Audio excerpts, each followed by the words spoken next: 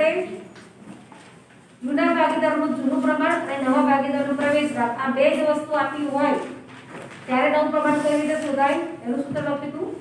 ત્યાર પછી બીજામાં જૂના ભાગીદારનો ત્યાગ આપણે આપી દીધો છે તો નવું પ્રમાણ કઈ રીતે શોધાય એનું સૂત્ર પણ આપણે જોયું. તો હવે ત્રીજું જે સૂત્ર આવે છે એમાં એવું છે કે જૂના ભાગીદારોનો ત્યાગ આપણને આપેલો નથી પણ ત્યાગનું પ્રમાણ આપેલું છે. તો આપણે નવું પ્રમાણ કઈ રીતે શોધીશું? તો દરેક જણે ધ્યાન આપશે. લખવાનું નથી કોઈ અત્યારે, હું જે લખું છું એમાં ધ્યાન આપો.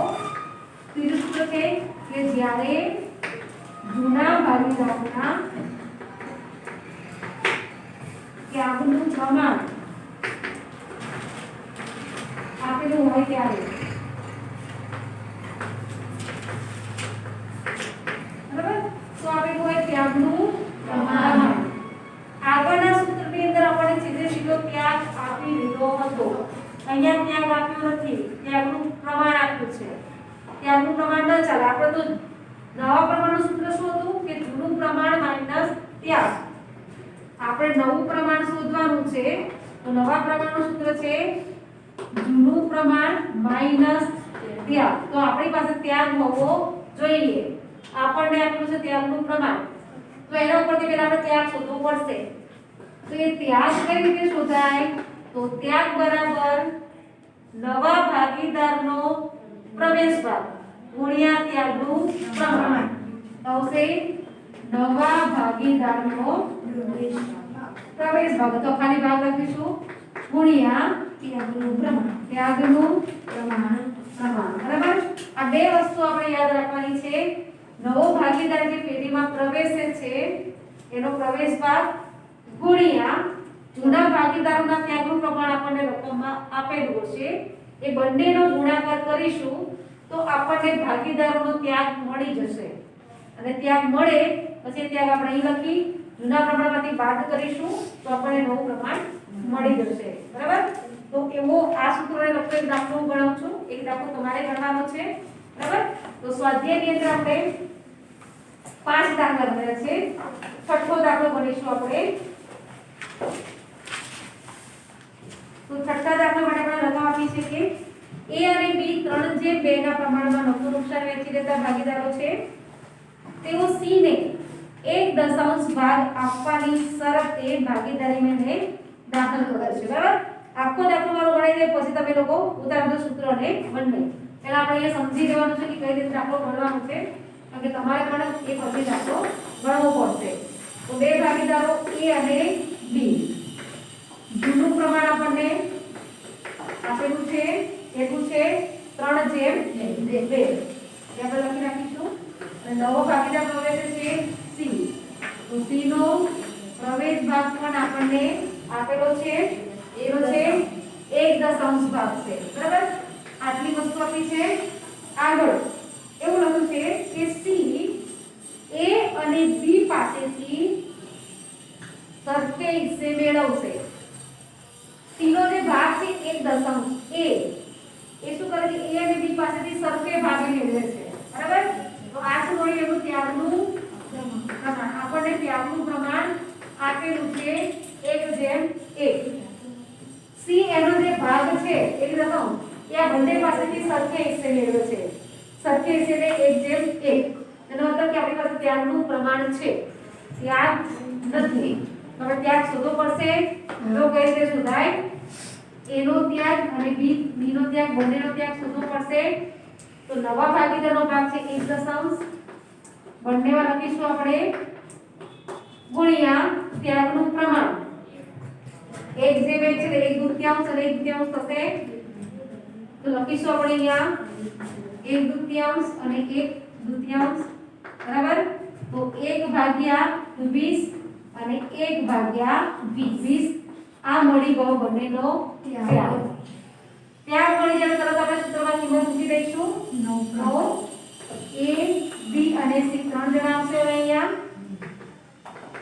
જૂનું પ્રમાણ બંનેનું 3/2 એટલે 3/5 2/5 C નો તો આપણે પ્રવેશ ભાગ લખવાનો છે 1 બરાબર માઈનસ ત્યાગ કરીશું જે આપણે શોધી રાખ્યો છે 1/20 અને આનો ત્યાં પણ છે 1/20.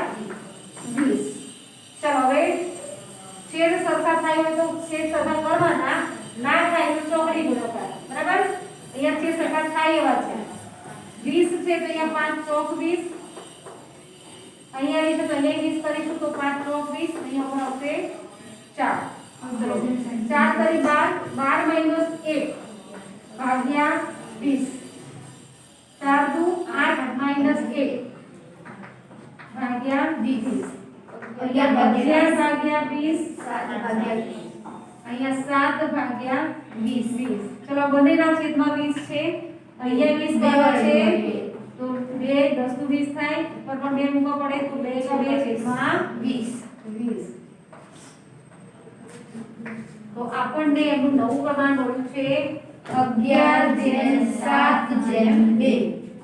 ચલો કોઈને કઈ ખબર ના પડી હોય તો મને પૂછી શકે છે. ખબર પડી બધાને? હવે તમે કદાચ એવું કે આ બંને ભાગીદારનો ત્યાં 3/2 છે તો એ રીતે લેવાનું આપણે 3/5 અને 2/5. નવા ભાગીદારનો ભાગ ગુણ્યા ત્યારનું પ્રમાણ. તો હવે એક દાખલો ગણવા આપું છું, પછી આ ઉતારજો. બરાબર? આ ઉતારજો પછી તમે પહેલા એક દાખલો ગણવા આપું છું. એક જ લખો રકમ A અને B ભાગીદારો. આટલી વસ્તુ આપણે લખવાની છે. મૂળ પ્રમાણ, નવા ભાગીદારો ભાગ અને ત્યારનું પ્રમાણ. તો A અને B ભાગીદારો મૂળ પ્રમાણ એટલું 5/3.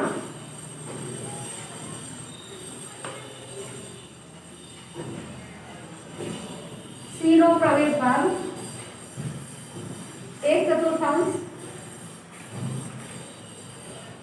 અને ત્યાગનું પ્રમાણ 3/1. ત્યાગનું પ્રમાણ 3/1. તો ત્યાગ સુધી નાખો અને સૂત્રમાં કિંમત મૂકો.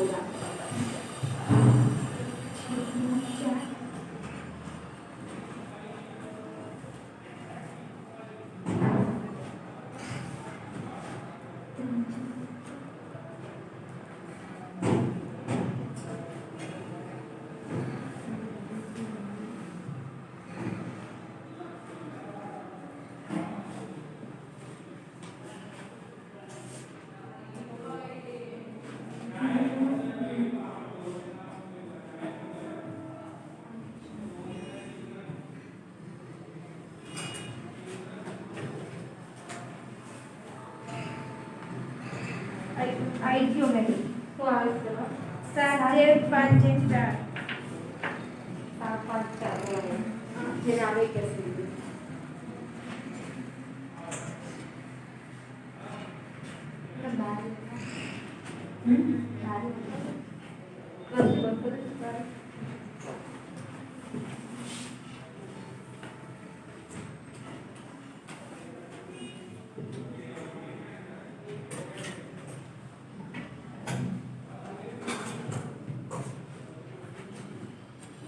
કેટલા આવ્યો જવાબ આનો છે બધું દરેક જવાબ બરાબર 4 જણે જવાબ આવે છે તો 4 જણે જવાબ આવી ગયો છે. હવે આ પણ તમારે લખવાનું બાકી છે તો દરેક અત્યારે આ લખી નાખશે. બરાબર?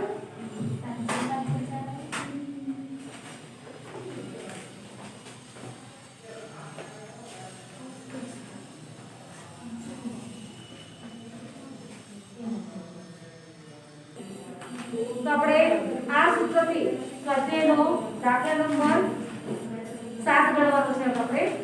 અને આમાં પણ આપણને ભાગીદારોનું ત્યાગનું પ્રમાણ આપેલું છે. બરાબર છે? તો દાખલો ગણીશું. રકમ વાંચવાની છે. કિલો છે અહીં.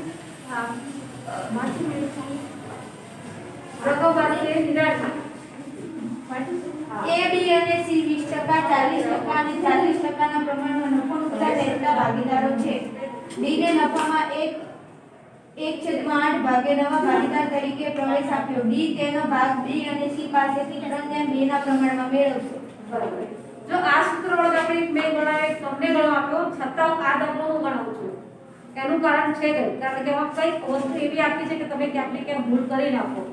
તે હું ગણવા આપું તમે ભૂલ કરો પછી હું ગણાવું એના કરતાં પહેલા જ ગણાવી દઉં છું દાખલો. સ્વાધ્યાયનો દાખલા નંબર 7 એના શું દરેક જણ અહીંયા ભાગીદારો 3 છે. બી અને સી બરાબર ત્રણ ભાગીદારો છે અને એ ભાગીદારોની નફા નુકસાની વહેંચણીનું પ્રમાણ કંઈક આ રીતે આપણને આપેલું છે જૂનું પ્રમાણ જોઈ રીતે આપેલું છે ત્રણેય ભાગીદારોનું જૂનું પ્રમાણ આપણે આપ્યું છે 20% 40% અને 40%. તો એનું શું કરવાનું છે 20% એટલે 20 ભાગ્યા 100 40% એટલે 40 ભાગ્યા 100 અને 40 ભાગ્યા 100 બરાબર તો 4 દશાંશોને આપણે કાઢી નાખીશું તો 2 દશાંશ 4 દશાંશ અને 4 દશાંશ બરાબર જે તો સરખા છે તો 2/4/4 હા પણ હજુ કામ કરે તો પડી શકે 1/2 એકા 2 2 4 ત્રણેય માટે આપણે 2 કાઢી નાખીએ તો 1/2/2 બરાબર થશે 5 તો જૂનું પ્રમાણ આપણે શોધવું પડશે એમણે ટકાવારીમાં આપણને આપેલું છે બરાબર હવે પૂછ્યું છે કે d ને નફામાં એક અસમાન ભાગથી દાખલ કર્યો છે તો d નો પ્રવેશ ભાગ આપેલો છે 1/8 આગળ ત્યાગનું પ્રમાણ પણ આપેલું છે અને એવું લખ્યું છે કે d તેનો ભાગ b અને c પાસેથી 3/2 ના પ્રમાણમાં મેળવશે તો ત્યાગનું પ્રમાણ આપેલું છે હવે આ દાખલો મારે ગણવાનું કારણ એક છે કે આ દાખલો બાજુમાં ગણવાનો છે મેં ભૂલ કરી હતી ત્યાગ જો ત્રણ ભાગીદારોમાંથી કોણ કરે છે અહીંયા b અને c એ નથી એ કોઈ ત્યાગ કરતો નથી એનામાં ડેશ કરી નાખવાનું અને b અને c માં લખીશું આપણે 3/2 બરાબર ત્યાગનું પ્રમાણ છે આપણી પાસે જૂનું પ્રમાણ છે નવા ભાગીદારનો પ્રવેશ ભાગ છે તો સૂત્રમાં કિંમત મૂકીએ તો આપણને મળી જાય તો આપણે ત્યાગ શોધવો પડશે પહેલા તો ત્યાગનું સૂત્ર છે કે નવા ભાગીદારનો ભાગ ગુણ્યા ત્યાગનું પ્રમાણ ચાલો તો આપણે ત્યાગ બે જણા જ કરે છે બે અને c આપેલું છે એટલે બેનો જ ત્યાગ શોધીશું આપણે b અને c તો નવા ભાગીદારનો ભાગ કેટલો છે એક અસમાંશ છે જે આપણે લખીશું 1/8 1/8 ગુણ્યા ત્યાગનું પ્રમાણ 3/5 અને 2/5 ચાલો ગુણાકાર છે તો અંશનો ગુણાકાર અંશમાં છેદનો છેદમાં 3 × 3 8 × 5 = 40 3/40 2 × 2 છેદમાં 40 એટલે 2/40 તો બંનેનો ત્યાગ આપણને મળી ગયો છે ત્યાગના પ્રમાણ પરથી આપણે ત્યાગ શોધ્યો અને હવે શોધવાનું છે આપણે નવું પ્રમાણ નવા પ્રમાણ સૂત્ર વધારે આવડે છે કે જૂનું પ્રમાણ માઈનસ ત્યાગ બરાબર તો નવું પ્રમાણ હવે 4 નું શોધાશે તો a b c અને d તો જૂનું પ્રમાણ આપણી પાસે ત્રણનું છે a b અને c માટે જૂના ભાગીદારો છે 1/2/2 એટલે 1/5 2/5 અને ફરી 2/5 d માં શું લખવાનું એનો પ્રવેશ ભાગ એકનો છે 1/5 છે જે આપણે અહીં લખી નાખીશું 1/8 બરાબર ત્યાર પછી માઈનસ કરીશું રામન મેડમ એ કોઈ ત્યાગ કરતો નથી b અને c ત્યાગ કરે છે તો b અને c માંથી જ આપણે માઈનસ કરવાનું છે 3 એનો ત્યાગ આપણે ત્યાગ બોલે b નો છે 3/40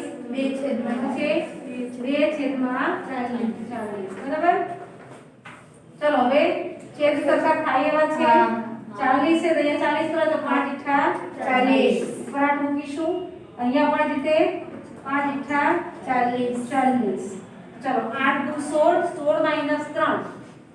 3 16 - 3 ભાગ્યા 40 એટલે આવશે 13 ભાગ્યા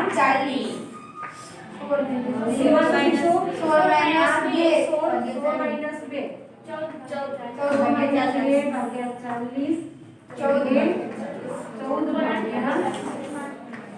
ચલો બંનેનું પ્રમાણ આપણને મળી ગયું છે પણ a અને b નું નવું પ્રમાણ શોધવું છે તો છેદમાં બંનેના 40 છે તો આના છેદમાં 40 કરવા હોય 8 × 5 = 40 ઉપર પણ 5 મૂકીશું આપણે તો 5 5 છેદમાં 40 અને અહીંયા પણ 40 કરો તો 5 40 અને આ મૂકીશું આપણે 8 એકા 8 છેદમાં બરાબર ચારેયના છેદ સરખા થઈ ગયા હવે આપણે પ્રમાણ લખીશું તો 8 જેમ 13 જેમ 14 જેમ 5 14 જેમ 5 બરાબર તો આ રીતે નવું પ્રમાણ શોધી શકાય દાખલો મેં શા માટે ગણાવ્યું કારણ કે એમાં આપણે જે પ્રમાણ આપેલું હતું એ જૂનું પ્રમાણ એ ટકાવારીમાં હતું અને ત્યાં પણ માત્ર 2 ભાગીદારોનો જ આપેલો હતો માટે આપણે આ દાખલો બનાવ્યો છે જો એવો દાખલો હોય તો તમને ગણવા આપું છું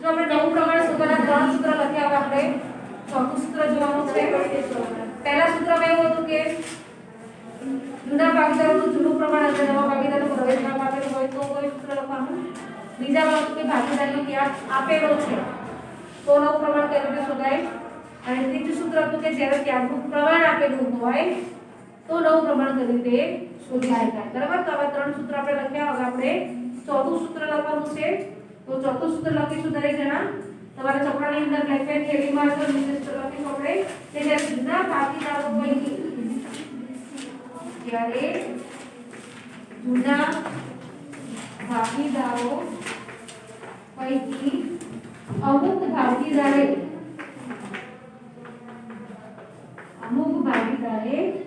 કરેલ ત્યાગ આપેલ હોય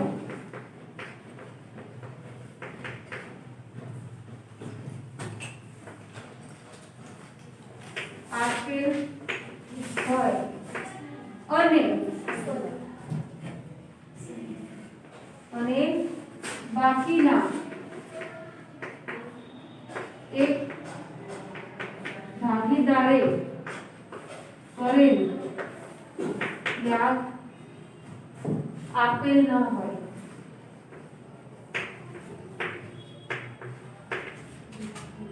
ચાલો ખબર પડી આમાં કઈ તો શું કહેવા માંગે છે બે ભાગીદારો છે ત્રીજા ભાગીદારને પ્રવેશ આપે છે સમજી લો પહેલા પછી લખજો બે ભાગીદારો છે ત્રીજા ભાગીદારને પ્રવેશ આપે છે હવે આ બે ભાગીદારમાંથી એક ભાગીદારનો ત્યાગ આપેલો છે તો પણ ત્યાગ બંને જણા કરે છે પણ આપણને એકનો જ ત્યાગ આપે છે બીજાનો ત્યાગ આપણને આપેલો નથી તો નવું પ્રમાણ શોધવું હોય તો ત્યાગ તો બંનેનો જોઈશે તો બીજાનો ત્યાગ આપણે કઈ રીતે શોધાય તો એ લખો છો કે જ્યારે જૂના ભાગીદાર પૈકી અમુક ભાગીદારે કરેલ ત્યાગ આપેલ હોય એટલે કે કોઈ એક કે બે ભાગીદારે કરેલ ત્યાગ આપ્યો હોય પણ બીજા કોઈ ભાગીદારનો ત્યાગ આપેલો નથી બાકીના એક ભાગીદારે કરેલ ત્યાગ આપેલ ન હોય ત્યારે શું કરવાનું તો નવા ભાગીદારો જે પ્રવેશ ભાગ છે આપણે તમે કીધું કે બંને જૂના જે ભાગીદાર છે બંનેના ત્યાગનો સરવાળો કરીએ તો આપણે નવા ભાગીદારનો પ્રવેશ ભાગ મળે તો નવા ભાગીદારના પ્રવેશ ભાગમાંથી જે ભાગીદારનો ત્યાગ આપે છે આપણે કાઢી નાખીએ તો બીજા ભાગીદારનો ત્યાગ મળી જાય આપણને તો સૂત્ર લખીશું આપણે એનું કે ન આપેલ ભાગીદારનો ત્યાગ ન આપેલ ભાગીદારનો ત્યાગ જે ભાગીદાર ત્યાગ નથી આપ્યો એનો ત્યાગ આપણે કઈ રીતે શોધવાનો તો છે નવા ભાગીદારનો ભાગ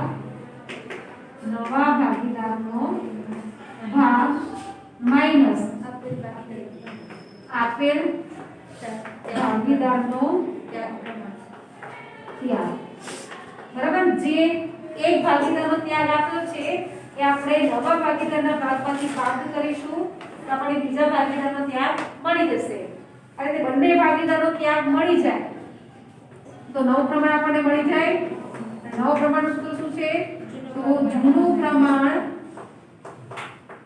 માઈનસ ત્યાગ બરાબર આ સૂત્રનો આપણે ઉપયોગ કરવાનો છે તો એના માટે જોડો આપણે સ્વાધ્યાયનો દાખલા નંબર